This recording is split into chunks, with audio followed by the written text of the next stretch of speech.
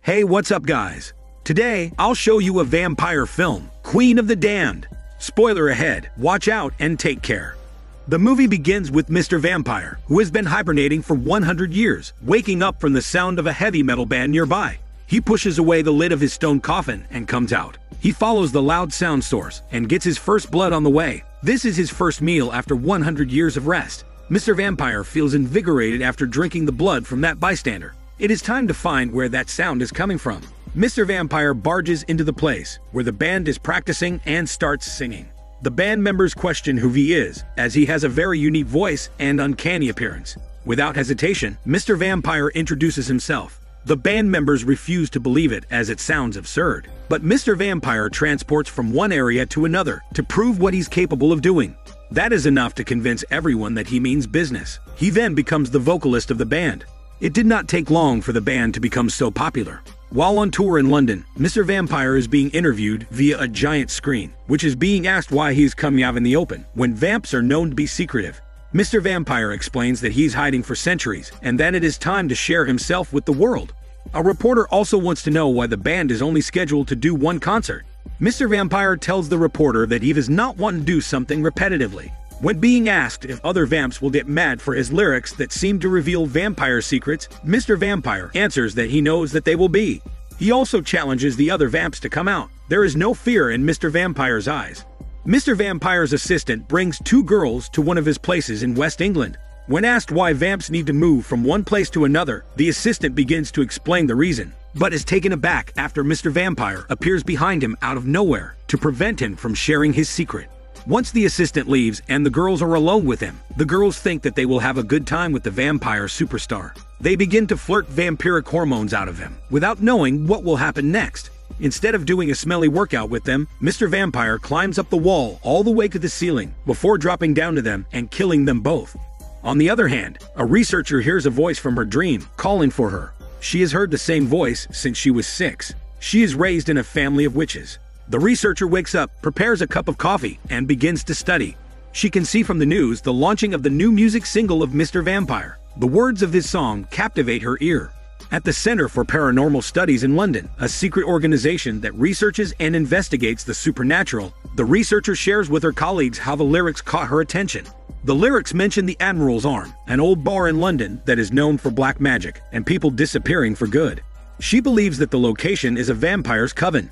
That's the only sensible explanation after all the mysterious disappearances in the area. The researcher then shows them an actual photo of the pub that she took herself. The superior general finds out what the researcher did and invites her to his office. She needs to know that it is not safe to be out there. The superior general grabs several old paintings that show the same person present in every piece of art. The man in the painting is named Marius, and he was the one who created Mr. Vampire, the Lord of the Great Manor.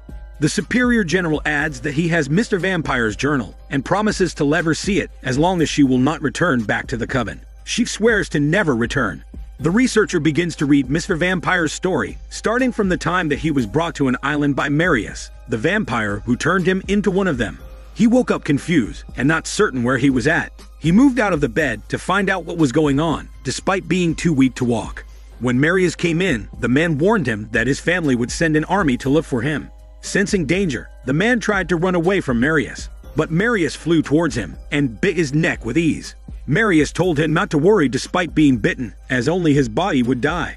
Marius then forces him to drink his blood. Moments later, the man demanded more blood, indicating that he's then made into a vampire. Marius lets him drink blood directly from a person on the shore. Marius warned Mr. Vampire not to drink the last drop of blood from his prey, as that's a recipe for disaster. Doing so would make them feel the insatiable desire to drink more.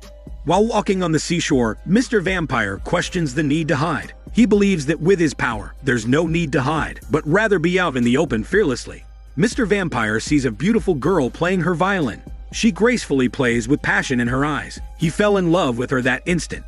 But Marius reminds him that he cannot introduce himself to the woman unless he's willing to kill her. Besides, they are vulnerable during the day. It's not worth getting to know her. Marius also adds that they must keep the secret to themselves to protect their kind. He emphasizes that in order to be a vampire, their kind must be dead to the world. As defiant as he is, Mr. Vampire grabs a violin and starts playing beautifully to impress the young woman. The beautiful girl's male companion sees Mr. Vampire's red eyes and warns her to run for her life before he is killed by Marius. The woman tries to run, but she is caught and killed by Mr. Vampire. Both victims are then set on fire. This incident begins to haunt Mr. Vampire. He pledges to never partake of the simple joys of the world again. While engrossed in playing violin, Mr. Vampire's bow gets thrown out across the room as someone yanks it out of his hand. Upon recovering it, he sees a small knob connected to a secret door. He enters and discovers another world within. There, Mr. Vampire sees the Queen's statue with her king. He offers to play some music for the Queen. He then begins to play the violin until she starts to move. The Queen offers her arm to Mr. Vampire to feed him. Mr. Vampire passes out after drinking as much as he could. Marius ties Mr. Vampire up after knowing what he has just done. He drank the purest blood from the Queen, and with his aggression and immaturity, Marius could only imagine what he could do. When Mr. Vampire wakes up, he begs for more blood. He cannot get enough of the Queen's blood. Marius tells Mr. Vampire that she is Marius' mother, the Queen of the Damned. Marius explains that the Queen and the King used to rule over Egypt, but their insatiable desire for blood became their eventual downfall. Eventually, the King lost his desire to drink human blood. Later on, the Queen lost hers as well, and both became living statues. Mr. Vampire wakes up and finds out that Marius has abandoned him. They will not see each other for 200 years. Back to the present time, the researcher returns to the Admiral's arm without the Superior General's knowledge. She pretends to be a partygoer to get a glimpse of what's going on inside. Once inside, all her suspicions are proven to be correct. It is a haven for vampires indeed. These vamps are so secretive that visitors remain oblivious that they are moments away from being killed and will never be seen again. One male vamp approaches the researcher, who's curious about her presence, as she does not look like the rest of the visitors. The other vamps join in, as they are suspicious of her as well. They only start to believe her when she brings up Marius' name. What they did not know is that she got the 200-year-old vamp's name from the journal that the Superior General showed her. That was a close call, and she needs to find the nearest exit as soon as possible. Her life is now in danger. The researcher immediately goes out of the club. More vamps follow her outside and surround her. One vamp is on the verge of biting her neck when suddenly Mr. Vampire comes to the rescue. Mr. Vampire tells her to be more careful. The researcher then begins to share what she knows about him, including the lyrics of the song about the girl on the violin. Mr. Vampire figures out that she grabs hold of his journal for her to know of his story. There's no other way for someone to know his past. The researcher tells him that she knows something about him that's not in the journal. She then tells Mr. Vampire that he still keeps the girl's violin. That turns out to be true. Mr. Vampire fell in love with that girl, but he needs to kill her or all the vamps will be in danger. While in Los Angeles preparing for a huge concert, Mr. Vampire can sense that something is coming. He can't figure it out yet, but he's certain that something is up. Moments later, he is able to sense that someone is nearby. As it turns out, he is visited by Marius. This is the first time that they meet after 200 long years. Mr. Vampire was left alone back then, after discovering the statues of the Queen and the King, and after feeding on her blood. Marius reminds him that Mr. Vampire almost cost him everything. Because of Marius' arrogance, he wants Mr. Vampire to cancel the concert. The Queen is awakened due to his music and taken the King's blood to absorb his power. Mr. Vampire is in danger, as well as the people around him. The Queen enters the Admiral's arm and feeds on a helpless vamp by ripping his heart out. She wants to let them know who the Queen is. Other vamps try to come at her, but they have no match for her power. She's not the only one looking for Mr. Vampire at this point. Other vamps are also eager to kill him. The Queen burns all the vamps in the Admiral's arm. On the other hand, the researcher sneaks into Mr. Vampire's place with another girl, pretending to be an escort. Once the girl is sent out, the researcher hands over Mr. Vampire's journal back to him. In return, she dares Mr. Vampire to show her what it's like to be a vamp. He is hesitant at first, but the researcher is able to convince him. Mr. Vampire asks her to close her eyes, but instead of biting her neck, he takes the researcher outside. He admits that her humanity and imperfections make her so attractive to him. Marius warns him about it. The researcher expresses her desire to be with him by offering her blood. Mr. Vampire refuses to give in. He shows her how they feed on innocent people by killing them for their blood. Mr. Vampire shows her the hard way to talk her out of it. The researcher is too innocent to be a vamp, killing random people for blood. At the concert, thousands of fans cannot get enough of Mr. Vampire.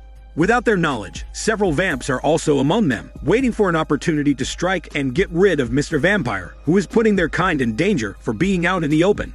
The Superior General is also present in the concert, and Marius greets him. Shortly afterward, vamps start their assault by flying toward the stage one at a time. Mr. Vampire manages to kill one of them, using a microphone stand. Marius also appears on the stage to protect Mr. Vampire. The battle is on.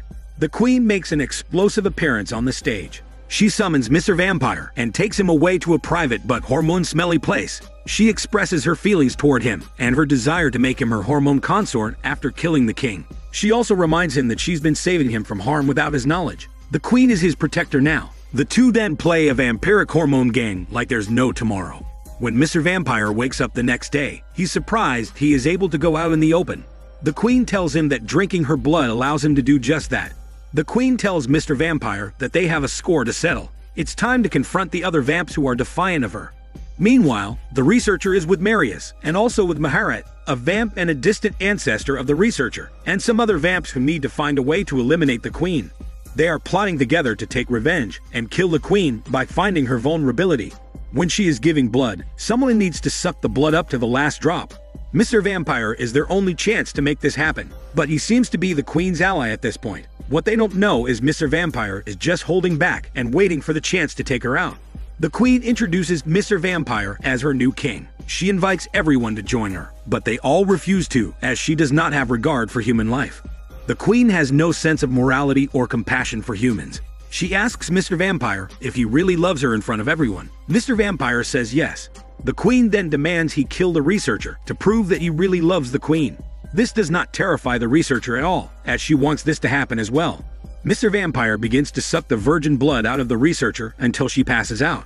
In return for this romantic gesture, the Queen offers her diabetic blood to him. Mr. Vampire then begins to suck, but she notices that he intends to drink all of her blood. She pushes him away. Mr. Vampires then attack the Queen altogether with the other vamps and suck her blood, but she remains powerful and strong.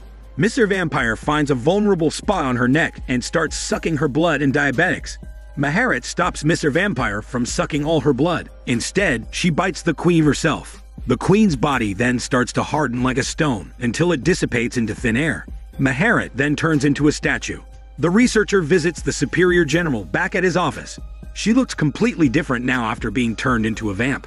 She seems to be at peace with her decision to be one of them. She then introduces Mr. Vampire to the Superior General. Mr. Vampire gives back his journal to the Superior General. He asks what it is like to become a vamp. The researcher is willing to show him how it feels, but he changes his mind. The researcher then bids goodbye to the Superior General. This is Daniel CC Movie Channel. Stay safe and enjoy your day.